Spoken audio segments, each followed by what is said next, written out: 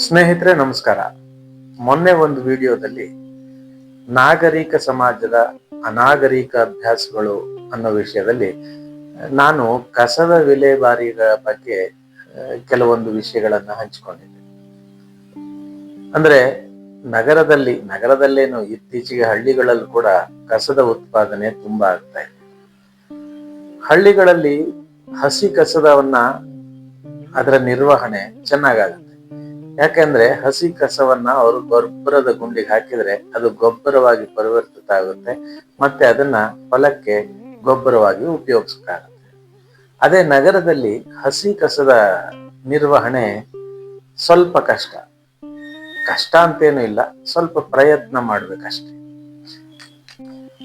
ಮನೆಯಲ್ಲಿಯೇ ಹಸಿ ಕಸ ಮತ್ತೆ ಒಣ ಕಸವನ್ನ ವಿಂಗಡಿಸ್ಕೊಂಡು ಹಸಿ ಕಸವನ್ನ ಗೊಬ್ಬರವನ್ನಾಗಿ ಮನೆಯಲ್ಲೇ ತಯಾರಿಸಬಹುದು ಮತ್ತು ಮನೆಯಲ್ಲಿ ಇಟ್ಟಿರುವಂತಹ ಹೂ ಕುಂಡಗಳಿಗೆ ಆ ಗೊಬ್ಬರವನ್ನ ಬಳಸಬಹುದು. ಮತ್ತೆ ಒಣ ಕಸವನ್ನ ನಾವು ತೂಕಕ್ಕೆ ಕೊಡ್ಬೋದು ಅಥವಾ ಕಾರ್ಪೊರೇಷನ್ನಿನ ಗಾಡಿಗೆ ಕೊಟ್ರೆ ಕಾರ್ಪೊರೇಷನ್ ಕೂಡ ಅದನ್ನ ನಿರ್ವಹಿಸಬಹುದು. ಈ ವ್ಯವಸ್ಥೆಗಳನ್ನೆಲ್ಲ ಕಾರ್ಪೊರೇಷನ್ ಮಾಡಿದೆ ಕೂಡ, ಅದನ್ನ ನಾವು ಸದುಪಯೋಗ ಪಡಿಸ್ಬೋದು. ಇಷ್ಟೆಲ್ಲ ವ್ಯವಸ್ಥೆ ಇದ್ರೂ ನೀವು ರಸ್ತೆಯಲ್ಲಿ ಹೋಗುವಾಗ ಅಲ್ಲಲ್ಲಿ ಕಸ ಬಿದ್ದಿರೋದನ್ನು ನೋಡಿದಾಗ, ಅಲ್ಲಲ್ಲಿ ಅಂತಲ್ಲ, ನೀವು ಒಂದು ಸ್ವಲ್ಪ ನಡ್ಕೊಂಡು ಹೋಗ್ತಾ ಇರುವಾಗಲೇ ದಾರಿ ಉದ್ದಕ್ಕೂ ಕಸದ ರಾಶಿ ಅಂದ್ರೆ ರಾಶಿ ಅಲ್ಲ, ಇಲ್ಲೊಂದು ತುಂಡು ಅಲ್ಲೊಂದು ತುಂಡು, ಅಲ್ಲಿ ಪ್ಲಾಸ್ಟಿಕ್ ಇಲ್ಲಿ ಪ್ಲಾಸ್ಟಿಕ್ ಲೋಟ, ಈ ಪ್ಲೇಟುಗಳು, ಮತ್ತೆ ಊಟ ತಿಂಡಿ ತರಿಸಿದ ಪಾರ್ಸೆಲ್ ಚೀಲ, ಅರ್ಧ ತಿಂದ ಪ್ಲಾಸ್ಟಿಕ್ ಡಬ್ಬಗಳು, ಮತ್ತೆ ಪಾನ್ ಮಸಾಲದ ಕವರ್ಗಳು, ಚಾಕ್ಲೇಟ್ ಕವರ್ಗಳು, ಸಿಗರೇಟಿನ ಪ್ಯಾಕ್ಗಳು, ಈ ತರದ್ದು ರಸ್ತೆಯಲ್ಲಿ ಅಲ್ಲಲ್ಲಿ ಬಿದ್ದಿರೋದು ನಿಮ್ಗೆ ಕಾಣಸಿಗುತ್ತೆ. ಇದರ ವಿಡಿಯೋ ನಾನು ಹಿಂದಿನ ವಿಡಿಯೋದಲ್ಲಿ ಹಾಕಿದ್ದೆ, ಆದ್ರೆ ಮತ್ತೆ ಅದೇ ವಿಷಯವನ್ನು ತೋರ್ಸೋಕೆ ನನಗೂ ಇಷ್ಟ ಇಲ್ಲ. ಹಾಗಾಗಿ ನಾನು ಅದನ್ನ ತೋರಿಸ್ತಾ ಇಲ್ಲ, ನಿಮ್ಗೆ ಹೇಳ್ತಾ ಇದ್ದೀನಿ. ಇದು ವಾಕಿಂಗ್ ಎಲ್ಲ ಹೋಗುವಾಗ ನಿಮ್ಗೂ ಕೂಡ ಅನುಭವಕ್ಕೆ ಬಂದಿರುತ್ತೆ. ಎಲ್ಲಂದರಲ್ಲಿ ಈ ಪಾನ್ ಮಸಾಲ ತಿಂದು ಅದರ ಕವರ್ ಅನ್ನ ಹರಿದು ರಸ್ತೆಯಲ್ಲಿ ಬಿಸಾಡುವುದು, ಅದು ಗಾಳಿಗೆ ಹಾರಿ ಹೋಗಿ ಎಲ್ಲೆಲ್ಲೋ ಹಾರಿ ಹೋಗುವುದು. ಮತ್ತೆ ಬಿಸ್ಕೆಟ್ ಚಾಕ್ಲೇಟ್ ಗಳನ್ನ ತಿಂದು ಅದರ ಕವರ್ ಗಳನ್ನ ಅಲ್ಲೇ ಬಿಸಾಕೋದು. ಅದು ಹೀಗೆ ಹಲವಾರು ಸಣ್ಣ ವಿಷಯ ಇರ್ಬೋದು, ಆದ್ರೆ ಅದು ಒಂದು ರಾಶಿ ಆದಾಗ ತುಂಬಾ ಹೇಸಿಗೆ ಅಂತ ಅನ್ಸುತ್ತೆ. ಮತ್ತೆ ಕೆಲವರು ಕಸದ ಲಾರಿ ಬಂದಾಗ ಅಥವಾ ಕಸದ ವ್ಯಾನ್ ಬಂದಾಗ ಕಸವನ್ನ ಆ ವ್ಯಾನಿಗೆ ಕೊಡದೆ, ಅಥವಾ ಅವ್ರು ನಿದ್ರೆ ಮಾಡಿರ್ತಾರೋ, ಇಲ್ಲ ರಾತ್ರಿ ನೈಟ್ ಶಿಫ್ಟ್ ಮಾಡಿರ್ತಾರೋ, ಅಥವಾ ಬೆಳಗ್ಗೆ ಬೇಗ ಕೆಲ್ಸಕ್ಕೆ ಹೋಗ್ತಾರೋ ಗೊತ್ತಿಲ್ಲ, ಅದನ್ನ ತಕೊಂಡೋಗಿ ಯಾವ್ದಾದ್ರು ಒಂದು ಖಾಲಿ ಸೈಟಿಗೆ ಬಿಸಾಕೋದು, ಅಥವಾ ಎಲ್ಲಾದ್ರೂ ಕಸದ ರಾಶಿ 1-2 ಚೀಲ ಬಿದ್ದಿದೆ ಅಂದ್ರೆ ತಾನು ತಗೊಂಡೋಗಿ ಅಲ್ಲಿ ಹಾಕ್ಬಿಡೋದು. ನಂದೊಬ್ಬಂದು ಯಾರಿಗೆ ಗೊತ್ತಾಗತ್ತೆ? ಈ ತರ ಅಭ್ಯಾಸಗಳು ನಮ್ಮ ನಾಗರಿಕರಲ್ಲಿ ಕಡಿಮೆ ಆದ್ರೆ ತಾನಾಗೆ ಸರ್ಕಾರ ಕೂಡ ಎಚ್ಚೆತ್ತುಕೊಳ್ಬೇಕಾಗುತ್ತೆ. ಏನಾಗಿದೆ, ಇದೇ ನಾಗರಿಕ ಸಮಾಜದಿಂದಲೇ ಸರ್ಕಾರದಲ್ಲಿ ಕುಳಿತಿರುವ ವ್ಯಕ್ತಿಗಳು ಇದೇ ನಾಗರಿಕ ಸಮಾಜದಿಂದಲೇ ಬಂದವ್ರು ತಾನೆ. ಹಾಗಾಗಿ ಸಮಾಜದಲ್ಲಿರುವ ನಿರ್ಲಕ್ಷ್ಯ ಸರ್ಕಾರದಲ್ಲೂ ಇರುತ್ತೆ.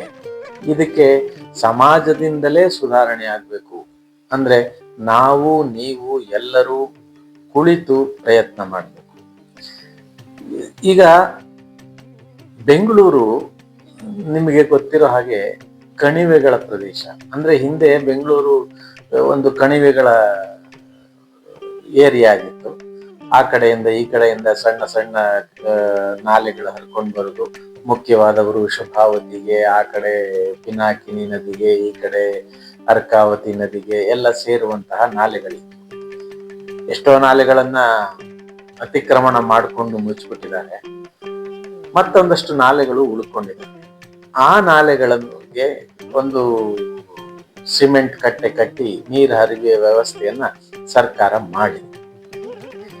ಆದ್ರೆ ಈ ಕಸ ಬಿಸಾಕುವ ಜನ ತಗೊಂಡೋಗಿ ತಮ್ಮ ಮನೆಯಿಂದ ತಂದ ಕಸದ ಚೀಲವನ್ನ ಪ್ಲಾಸ್ಟಿಕ್ ನಲ್ಲಿ ಕಟ್ಟಿದ ದೊಡ್ಡ ಗಂಟನ್ನ ಆ ನಾಲೆಗೆ ಬಿಸಾಕೋದನ್ನ ನಾನು ನೋಡಿದ್ದೆ, ನೀವು ನೋಡಿರ್ತೀರ. ಈ ವೃಷಭಾವತಿ ನದಿ ಕಣಿವೆಗೆ ಹೋಗಿ ನೋಡಿದ್ರೆ ಅಲ್ಲಿ ಕೂಡ ದೊಡ್ಡ ಚೀಲಗಳನ್ನ ಬಿಸಾಕಿರೋದು ನಿಮಗೆ ಕಾಣುತ್ತೆ. ಅಂದ್ರೆ ನಾವ್ಯಾಕೆ ಇಷ್ಟು ಅನಾಗರಿಕ ವರ್ತನೆ ಮಾಡ್ತೀವಿ? ಇದಕ್ಕೆ ಪರಿಹಾರ ಇಲ್ವೇ? ಇದೆ.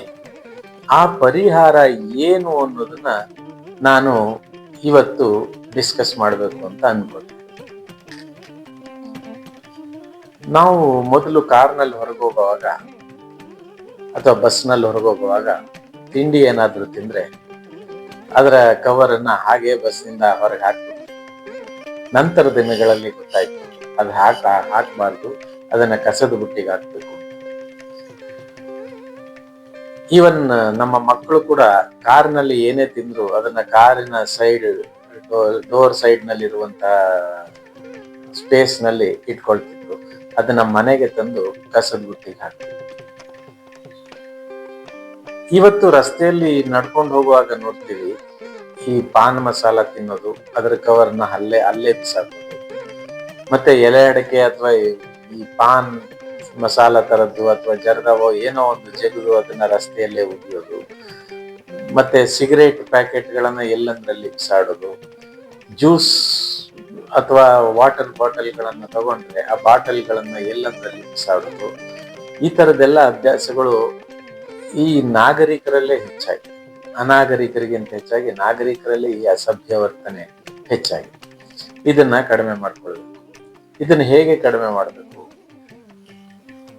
ಮಧ್ಯದಲ್ಲಿ ಒಂದ್ಸಲ ಸ್ವಚ್ಛ ಭಾರತ್ ಅಭಿಯಾನ್ ಅಂತ ನರೇಂದ್ರ ಮೋದಿ ಅವರು ಆರಂಭ ಮಾಡಿದಾಗ ಆರಂಭದಲ್ಲಿ ಚೆನ್ನಾಗೇ ನಡೀತಾ ಇತ್ತು.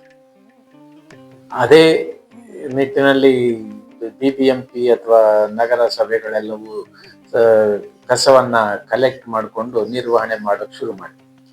ಸರ್ಕಾರದ ಮಟ್ಟದಲ್ಲಿ ಅಷ್ಟೇ ನಡೀತಾ ಇದೆ. ಆದ್ರೆ ಸಾರ್ವಜನಿಕರು ಇದಕ್ಕೆ ನಿರ್ಲಕ್ಷ್ಯ ತೋರಿಸಿ ಎಲ್ಲಂದ್ರಲ್ಲಿ ಕಸ ಬಿಸಾಕುವಂತ ಅಭ್ಯಾಸ ಮತ್ತೊಮ್ಮೆ ಶುರುವಾಗಿದೆ. ಇದನ್ನ ನಾಗರಿಕರೇ ಅರ್ಥ ಮಾಡ್ಕೊಂಡು ಕಡಿಮೆ ಮಾಡ್ಬೇಕು. ಅದ್ ಹೇಗೆ ಅಂತಂದ್ರೆ, ಈಗ ನಾವು ಅಂಗಡಿಗೆ ಹೋಗಿ ಏನೋ ಒಂದು ತಗೊಂಡು ಅಲ್ಲೇ ತಿಂತೀವಿ ಅಂದ್ರೆ ಅಲ್ಲಿ ಉತ್ಪತ್ತಿಯಾದ ಕಸಕ್ಕೆ ಕಸದ ಬುಟ್ಟಿಯ ವ್ಯವಸ್ಥೆ ಆ ಅಂಗಡಿಯಲ್ಲಿ ಇರಬೇಕು.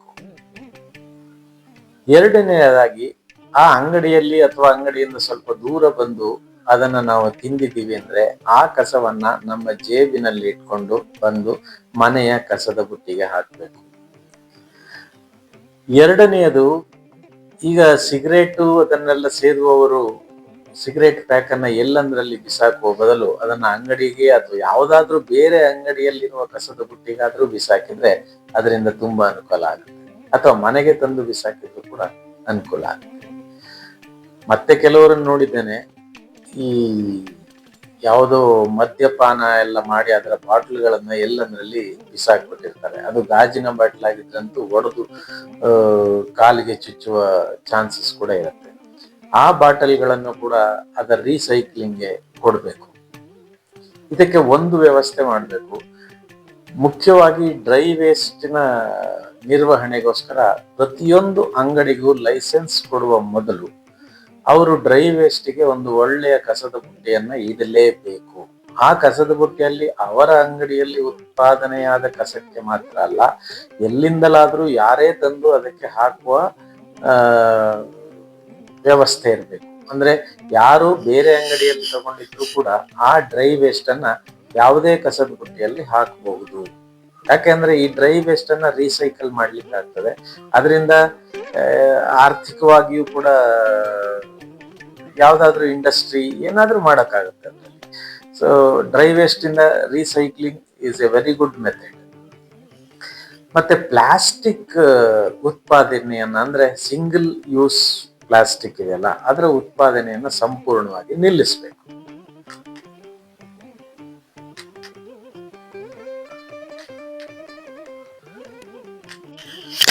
ಸರ್ಕಾರ ಏನೋ ಸಿಂಗಲ್ ಯೂಸ್ ಪ್ಲಾಸ್ಟಿಕ್ ಅನ್ನ ನಿಜವಾಗ್ಲೂ ಬ್ಯಾನ್ ಮಾಡಿದೆ.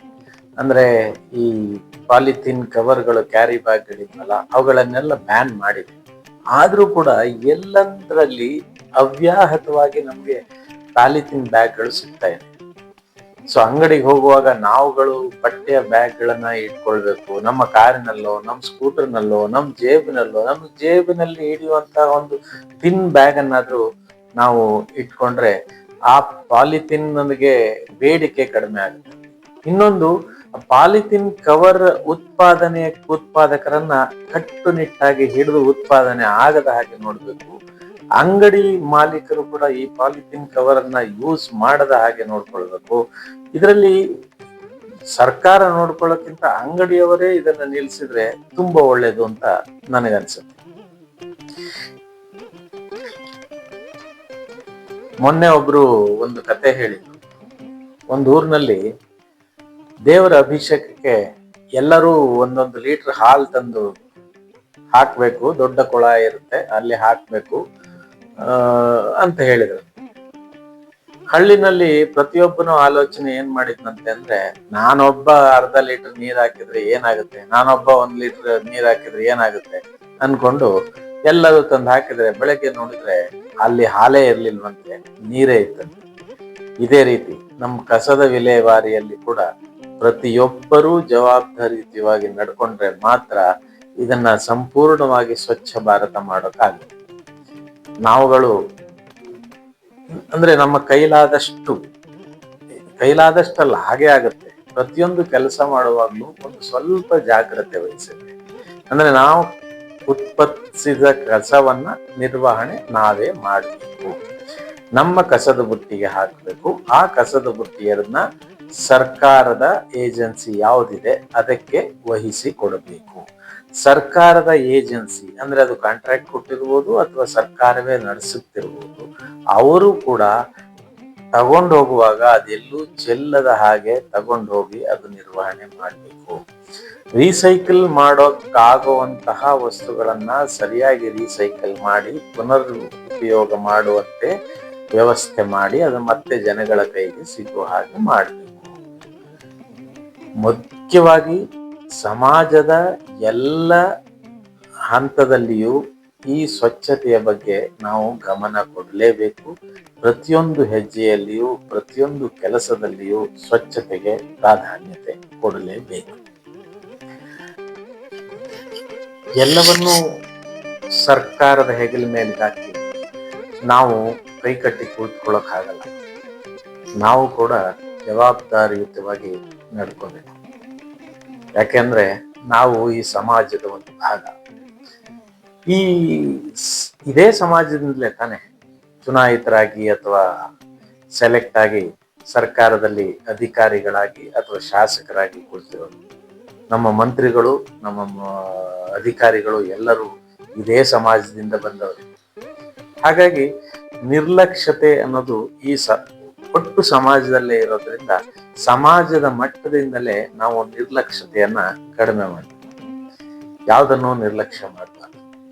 ಒಂದು ಸಣ್ಣ ಪ್ರಯತ್ನ ಅಂದ್ರೆ ಕಸಗಳನ್ನ ಎಲ್ಲಂದ್ರಲ್ಲಿ ಬಿಸಾಕುವ ಬದಲು ಅದನ್ನ ಜೇಬಿನಲ್ಲೋ ಬ್ಯಾಗಿನಲ್ಲೋ ಇಟ್ಕೊಂಡು ಬಂದು ಮನೆಯ ಕಸದ ಬುಟ್ಟಿಯಲ್ಲಿ ನಿರ್ವಹಣೆ ಮಾಡಿದ್ರೆ, ಅಥವಾ ಪ್ರತಿಯೊಂದು ಅಂಗಡಿಯಲ್ಲಿ ಇಡಬಹುದಂತಹ, ಅಂದ್ರೆ ನಾನು ಈಗಾಗಲೇ ಉಪಾಯ ಹೇಳಿದ್ದೇನೆ, ಹಾಗೆ ಇಟ್ಟಲ್ಲಿ ಆ ಅಂಗಡಿಗಳಲ್ಲಿರುವ ಕಸದ ಬುಟ್ಟಿಗೆ ನಮ್ಮ ಕಸಗಳನ್ನ ಹಾಕಿದ್ರೆ ಅದರಿಂದ ನಿರ್ವಹಣೆ ತುಂಬಾ ಸುಲಭ ಆಗುತ್ತೆ. ಎಲ್ಲಂದ್ರಲ್ಲಿ ಬಿಸಾಕೋದು ಅದು ನಮ್ಮದೇ ಜಾಗ, ಸಾರ್ವಜನಿಕ ಜಾಗ ಅಂದ್ರೆ ನಮ್ಮದೇ ಜಾಗ. ಪ್ರತಿಯೊಬ್ಬರೂ ಇದೇ ರೀತಿಯ ನಿರ್ಲಕ್ಷ್ಯ ಮಾಡಿ ಕಸ ಬಿಸಾಕ್ತಾ ಹೋದ್ರೆ ಪಕ್ಕದ ಮನೆಯವರು ನಮ್ಮ ಮನೆ ಮುಂದೆ, ನಮ್ಮ ಮನೆಯವರು ಪಕ್ಕದ ಮನೆ ಮುಂದೆ, ಹೀಗೆ ಕಸಗಳನ್ನು ಬಿಸಾಕ್ತಾ ಹೋಗ್ತೀವಿ ಹೊರತು ನಾವು ಅದನ್ನ ಸ್ವಚ್ಛ ಮಾಡಕ್ ಹೋಗಲ್ಲ. ಅದಕ್ಕೆ ಬನ್ನಿ ನಾವೆಲ್ಲರೂ ಕೈ ಜೋಡಿಸೋಣ, ಈ ಸ್ವಚ್ಛತೆಯ ಅಭಿಯಾನವನ್ನ ಮುಂದುವರಿಸೋಣ. ನನ್ನ ಈ ವಿಡಿಯೋ ಇಷ್ಟ ಆದ್ರೆ ಲೈಕ್ ಮಾಡಿ, ಶೇರ್ ಮಾಡಿ, ಮತ್ತೆ ನನ್ನ ಯೂಟ್ಯೂಬ್ ಚಾನಲ್ ಅನ್ನ ಸಬ್ಸ್ಕ್ರೈಬ್ ಮಾಡಿ. ನಮಸ್ಕಾರ.